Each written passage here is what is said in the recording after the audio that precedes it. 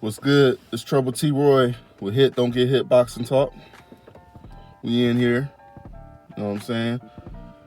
Just wanted to touch on a couple things real quick, really quick. It looked like the highlight of this past weekend. I'm a little late with this video, but better late than never, I guess. I wasn't really even planning on doing the video on this, but I figured, hey, it's boxing. You know what I'm saying? So I just wanted to touch on the Clarissa Shields versus Marcela Cornejo fight. Now, I didn't get to watch the whole fight. I was busy at the time, but I did get to see the highlights. A lot of people told me after the fight was over, it ain't even really worth watching the whole fight. Just go to the highlights because you basically gonna get everything you need to know out of that. So that's what I did. And for what it looked like, and from just judging off of the people who did watch it live and everything, it was a very lopsided, one-sided fight for Clarissa Shields, which was pretty much expected for the most part, I believe. I don't know much about Marcela Cornejo, but she's pretty good. But this was actually a last-minute. She was a last-minute replacement because Hannah Gabriels, who she was originally supposed to fight, I guess she popped dirty. So, they had to find last replacement. I guess she got ready for Clarissa and went ahead and took her on, which is, very brave of her and everything. But yeah, watching the fight, or watching the highlights of the fight, I should say. Clarissa, she was extremely dominant. Extremely dominant.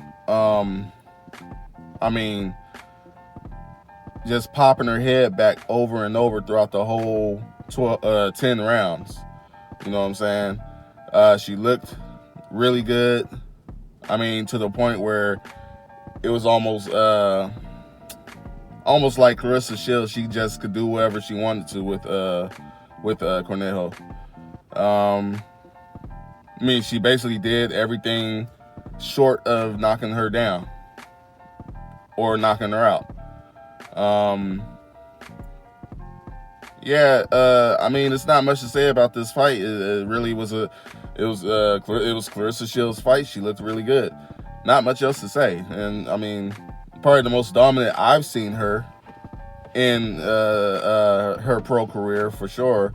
I want to say that. I could be wrong because I haven't seen every fight. I want to say I've seen the majority of her fights, but I could be wrong. Y'all could comment if y'all know a better performance. But yeah, my thing about this one is she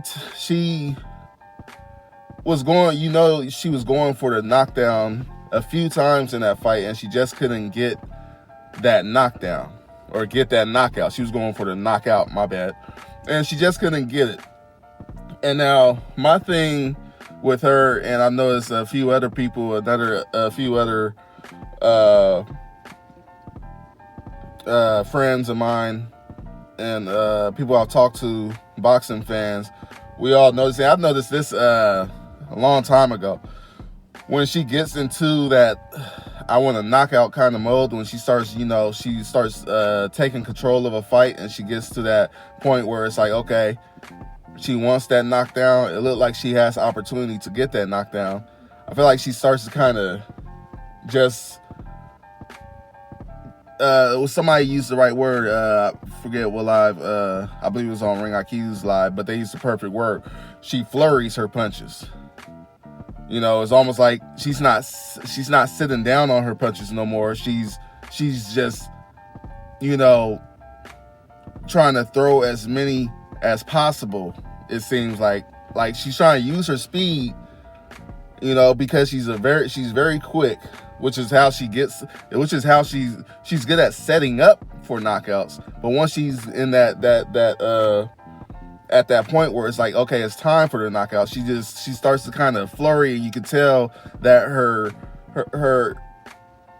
it's almost like she's arm punching, in my opinion, rather than setting up the punches.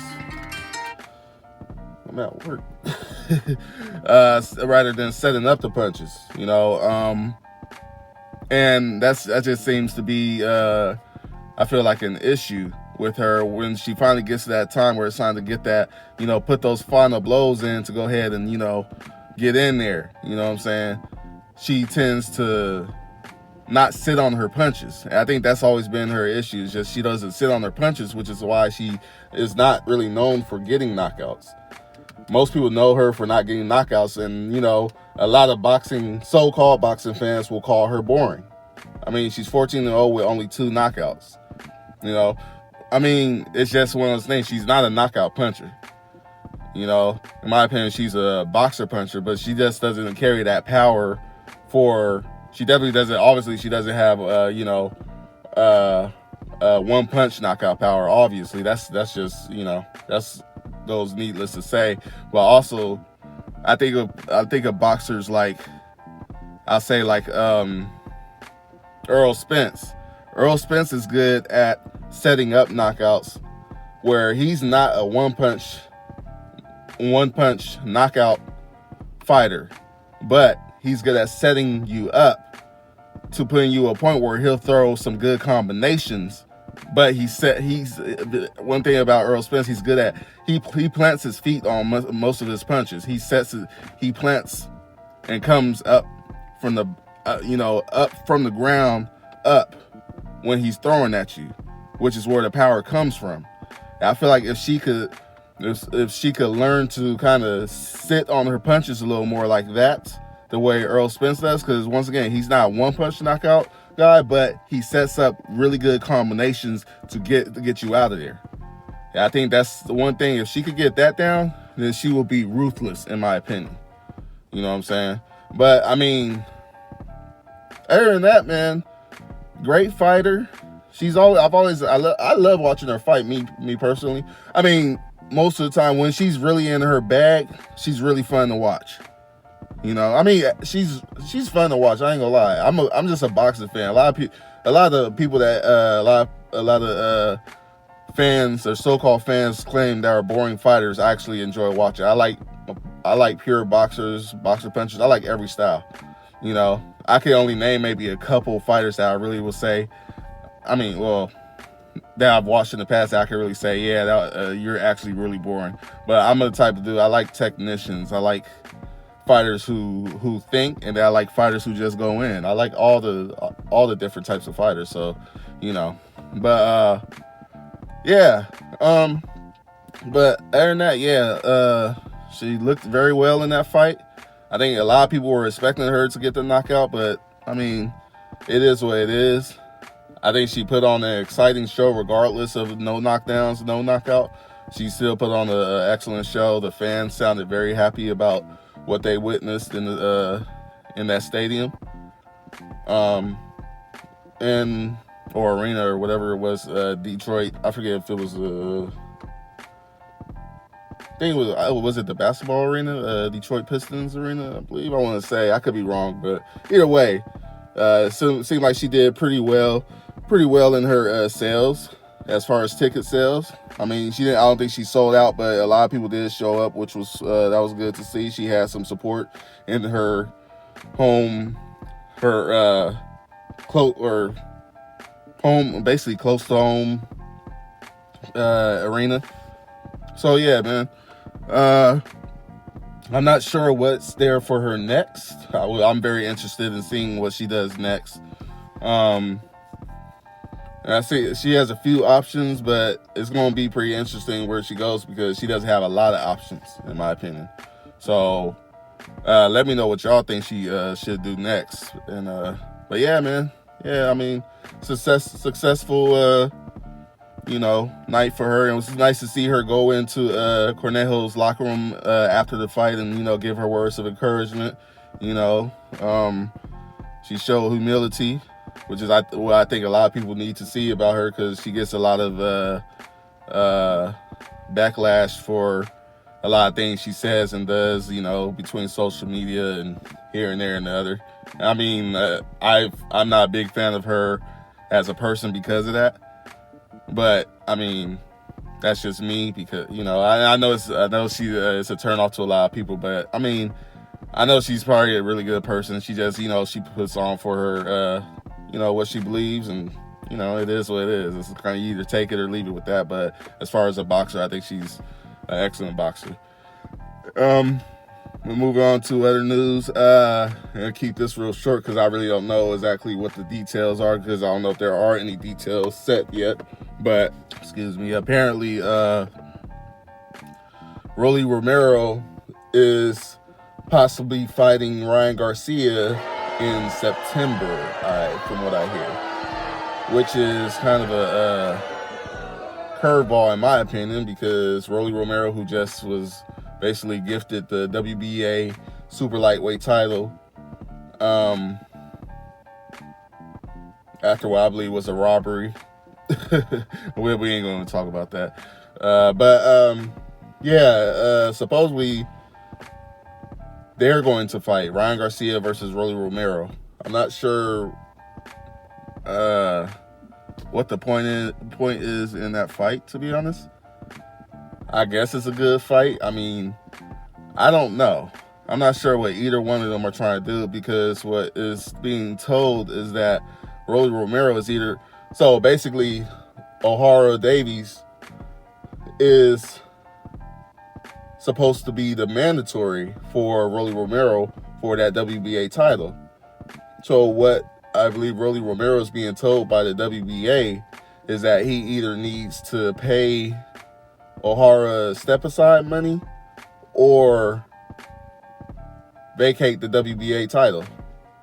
And from what it's looking like, what it's leaning towards, I don't know if this has been already finalized or if this is still kind of, they're still in trying to decide.